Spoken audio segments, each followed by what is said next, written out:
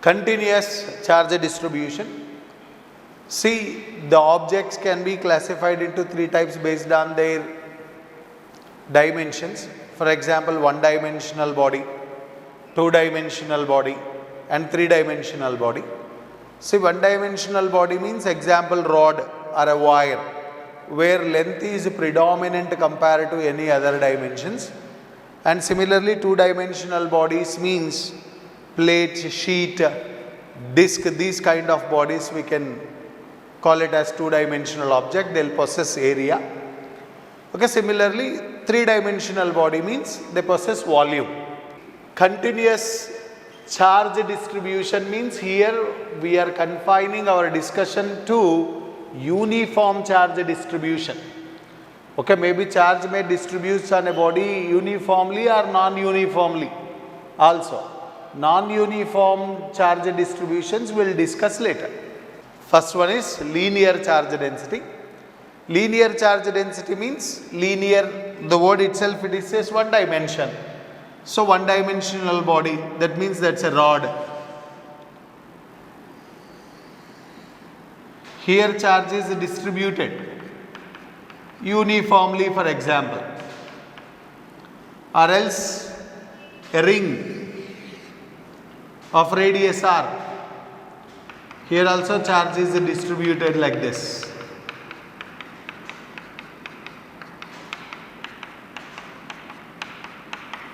See, this is ring,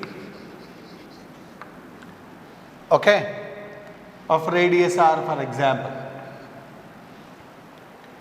Okay, here charge is distributed uniformly. So, how to define linear charge density means charge per unit length.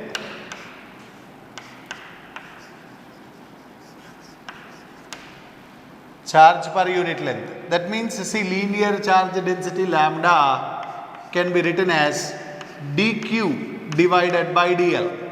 That means, if we take a elemental portion of length dl, how much charge lies on this length means that is dq. So, linear charge density lambda is equal to charge per unit length. So, dq by dl. So, lambda can be written as q by l also. Q by L. Unit is coulomb for charge and length is meter. Coulomb per meter is the SI unit of linear charge density. See, here we have to be very careful about this particular physical quantity, that is length. What we have to substitute there. See, for rod there is no problem because length is available directly. But whereas in case of ring, if you imagine I have given a charge q on entire circumference of a ring, then how to calculate its linear density? Here what we have to do, lambda is equal to total charge present on the ring is q divided by, I need to calculate the length of the ring. Why? Because charge per unit length is linear density. That means I need to calculate the length of the ring. Length of the ring is length of the circumference, that we know, that is 2 pi r. So you have to substitute there 2 pi r. This is important. Okay. Second one is surface charge density. It is denoted with sigma. It is also can be called as superficial charge density. Here charge per unit surface area we will calculate. So here charge lies only on the surface of the body. Okay, so charge per unit area, charge per unit area or charge per unit surface area. This we have to calculate. Here sigma is equal to q divided by a, dq by ds or dA we can write. Finally, charge density becomes q by a. Here a is area is very important. For example, when we have to use this sigma, that we should know. See, this is a two-dimensional. For example, if we can take sheets.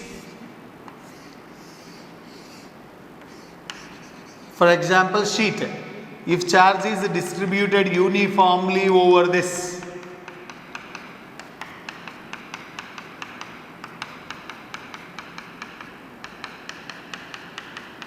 Then what I'll calculate here, sigma is equal to charge lying on this body. If I say it is q, then it is q divided by, if it is a square, I'll write a square. If it is a rectangle, I'll write here length into breadth. For example, if this side is say L, if this is a breadth B, then I have to write here length into breadth. If it is a square, then I'll write it is a square. Okay. See, whereas if the body is a metal sphere, for example, see, sphere is a three-dimensional object, we know. But in case of good conductors, charge does not reside inside the sphere. Charge distributes on the outer surface of the sphere. That means now this is charge lies on surface.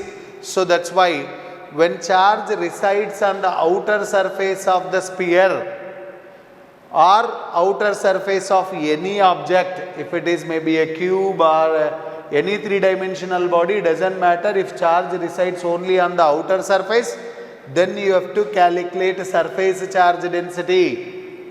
So it is applicable for two-dimensional bodies, there is no doubt at all. But even it can be applicable for three-dimensional bodies. But the condition is the charge must lie on the outer surface. Then we can apply.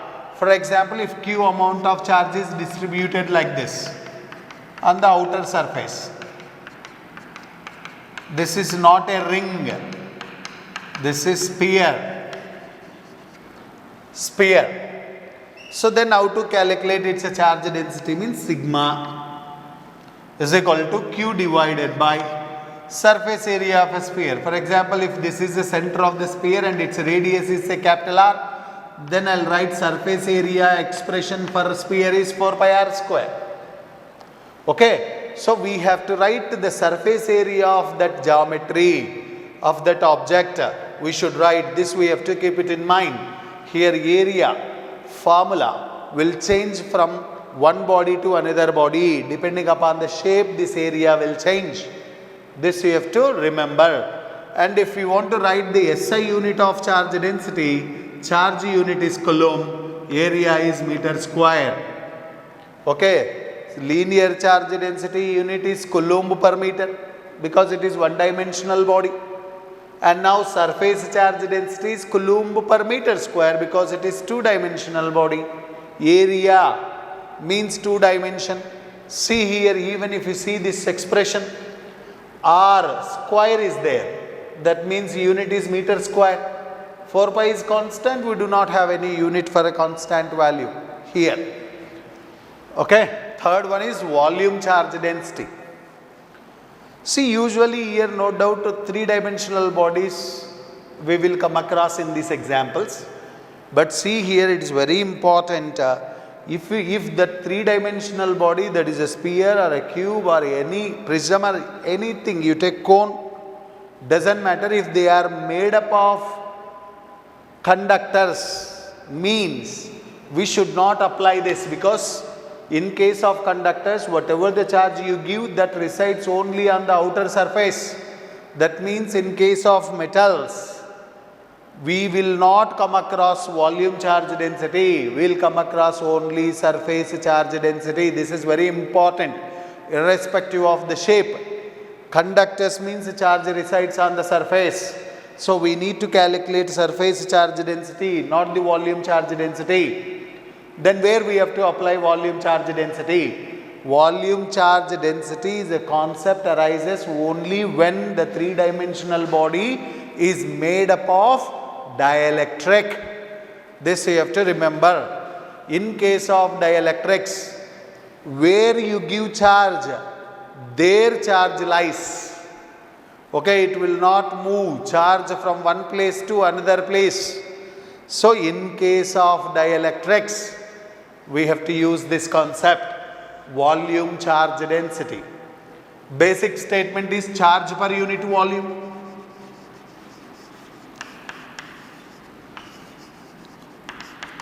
Charge per unit volume of a body. That means rho is equal to Q divided by volume. See here, we know volume of different bodies, we have different expressions. For example, if it is a sphere, We know volume of the sphere is 4 by 3rd pi r cube. If it is a cube, we know that is a cube. So like that different regular bodies have their own volume expressions. So you have to remember all three-dimensional bodies volume formulae. This is important. So now I'll take a sphere.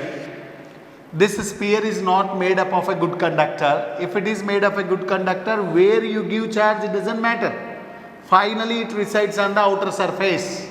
It goes to the surface, because when you give negative charge, like charge, it repels. Due to electrostatic force, it resides on the outer surface. Okay, inside, entire volume of the body charge does not exist in case of conductors.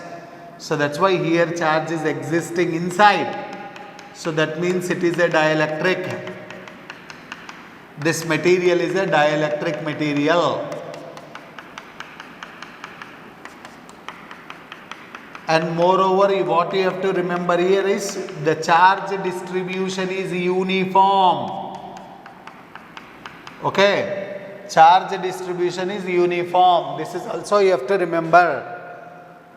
Okay, if you want to calculate charge density for this sphere, then we'll say rho. This symbol we can call it as rho is Q divided by volume of the sphere is 4 by 3rd pi capital R cube, where capital R is the radius. This is the sphere. Okay, this is how we'll calculate.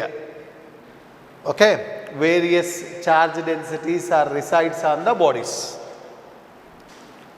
SI unit is Coulomb per meter cube. SI unit is Coulomb per meter cube. See, in this charge distribution, just I want to share more information. Understand these things very carefully. For example, this is a sphere of radius r. Okay, if it is made up of a metal, then where you give charge doesn't matter, it resides on the outer surface. Okay, the charge distribution is uniform. You have to remember, this is very important point. Sphere is a uniform body. What does it mean? What is uniform body?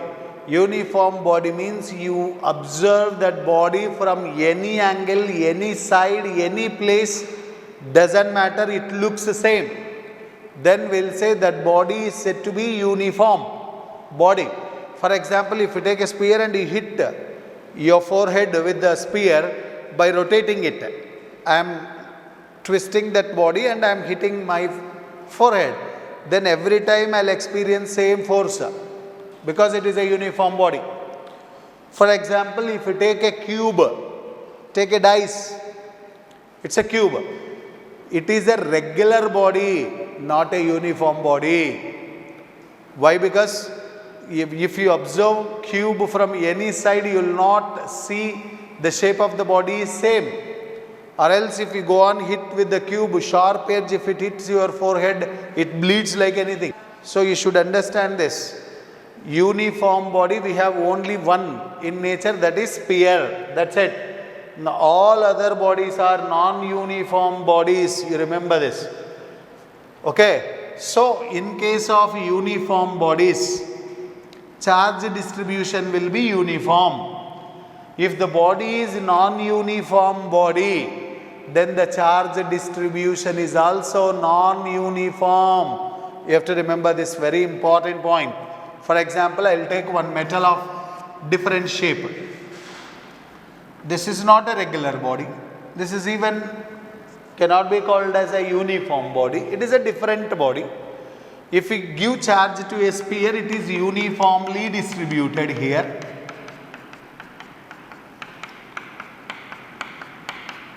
But whereas for this material, if you give charge Q, it will not distribute uniformly. This you have to understand. Here charge is residing on the surface, so that's why surface charge density you have to calculate. Surface charge density is inversely proportional to we are here, you should not confuse with the two words. One is curvature and radius of curvature. Curvature and radius of curvature are inversely proportional. Curvature proportional to 1 by radius of curvature. We'll try to understand here a bit, you see. For example, if I select a point here, if you take the center of this part and if you construct a sphere here, now this will be the radius of curvature. Curvature is this is called radius of curvature. Okay. Radius of curvature is lesser. Radius of curvature is lesser. Means, for example, for this is the sphere. Radius of curvature is less means sharp edge. Radius of curvature is decreasing means the sharpness of the surface is increasing. If the radius of curvature decreases, charge accumulation will be more in that region. More charge will lies in that region. So more charge lies means charge density will be more. Charge density will be more. So charge density is inversely proportional to radius of curvature. Radius of curvature is small. Charge accumulation is more. Charge per unit surface area only called as a charge density. That means charge density increases. This you have to remember. For example, you see, this is a flat surface. It's not immediately curved, no, so this is a flat. If you want to draw a sphere for this part, if you trace a sphere for this, you will get big sphere like this. So that means the center will be somewhere here. Radius of curvature will be more. Radius of curvature is more means the surface becomes more flatter and flatter. So less charge accumulates. This you have to remember. Charge accumulates more at sharp edges. This you have to remember. This part is important. This is not a uniform body. So charge density will be more at sharp edge, less at flat edges. So charge distribution is not uniform. For example, this concept can be used to make lightning conductors. Lightning conductors means the conductors which can be used for tall buildings. So this is the lightning conductor. This rod is buried through the building into earth. Okay, it acts as a earthing. For example, due to thunders means electric discharge. Sharp edges attracts that thunder and more charge accumulates here and it goes to the conducting rod, to the earth, and the charge will pass through the conductor without causing any damage to the building. Okay, so that means in case of uniform bodies, charge distribution will be uniform. If the body is a non-uniform body, then the charge distribution is non-uniform. More charge accumulates at sharp edges. Radius of curvature is less. In that region, more charge resides per unit area.